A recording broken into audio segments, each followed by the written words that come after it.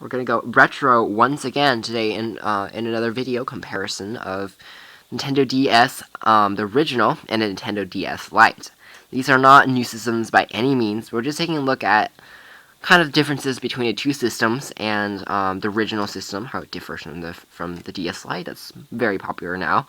But of course, Nintendo DS has all of those 3DSs and larger screen devices, but the DS Lite still maintains to be one of the most popular DSs to be ever made by Nintendo because it's been out on the market for such a long time before Nintendo decided to introduce new models. And we're just taking a look. It also comes in multiple colors. We've got the red version here. The DS Lite, we have a blue version now, the Cobalt or Sea Blue. And yes, the first thing that you'll notice right away is the size between the two systems.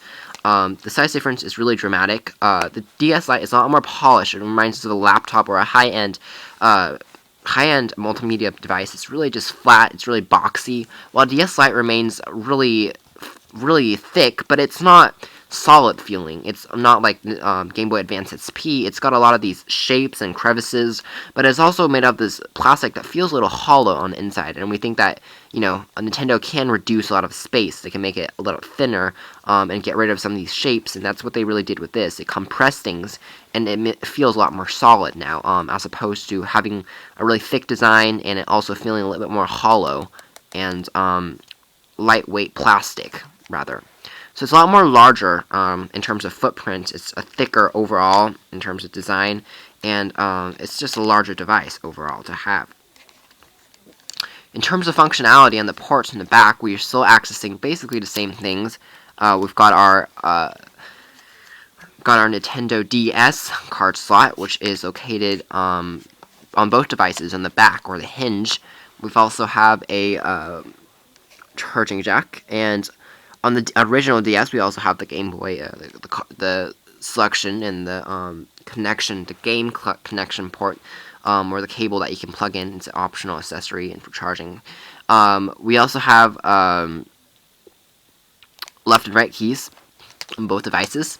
Both of them feature a lithium-ion rechargeable battery on the back. It looks like the back cover. It looks like the back cover is a little larger on this one. It feels a little bit more hollow as well. The original DS just feels like it's got all these features and stuff, and it's just a little thick, and it feels a little bit more like they could reduce on space and reduce on the footprint, which is what they did on here, and it made it a little bit more compact and thinner. And on the bottom, of course, we have the original Game Boy slot.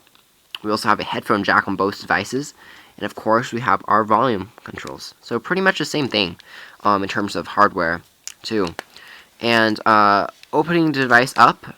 On the DS Lite, we have access to both screens, and of course the D-pad and everything. Let me just set this down and fold the screen. On the DS, original DS, not the DS Lite, we also have access to two screens. Except again, you'll notice that things are a little bit more thicker. They've got a lot more distance. It looks a lot more retro and kind of in the 90s or 80s because not everything is symmetrical. The base is actually larger than the top. You'll notice that as I put this on the side.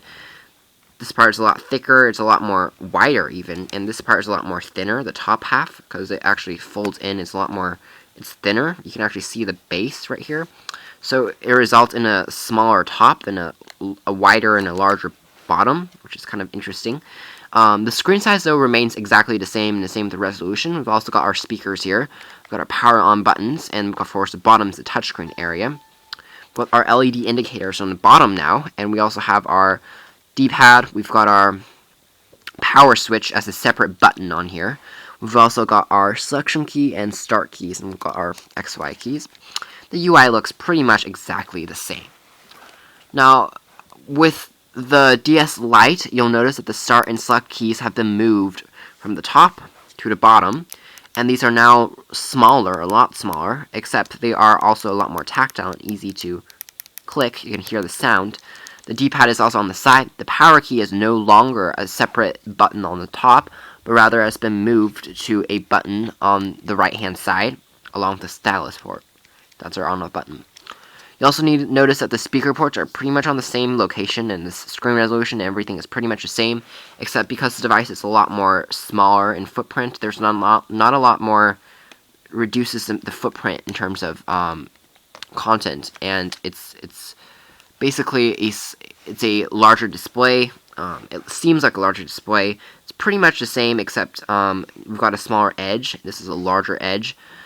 And now the microphone has been moved to the center, which is a more reasonable location, because when we're holding it and we're talking to the device, this is the microphone's going to pick up sound, or we're holding it like a book, that's where the sound's going to be picked up.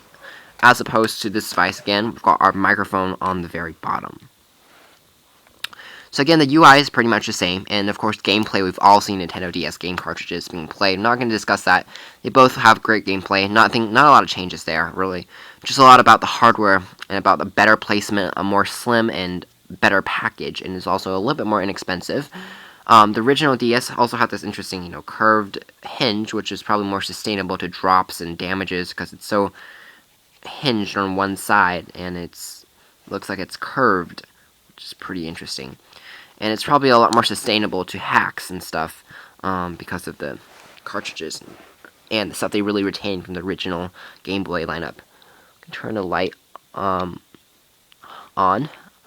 So the UI, again, is pretty much exactly the same. You can update these from Nintendo, and we've all seen these. You can play DS games, game cartridge games. We also can adjust the calibration settings, birthday stuff.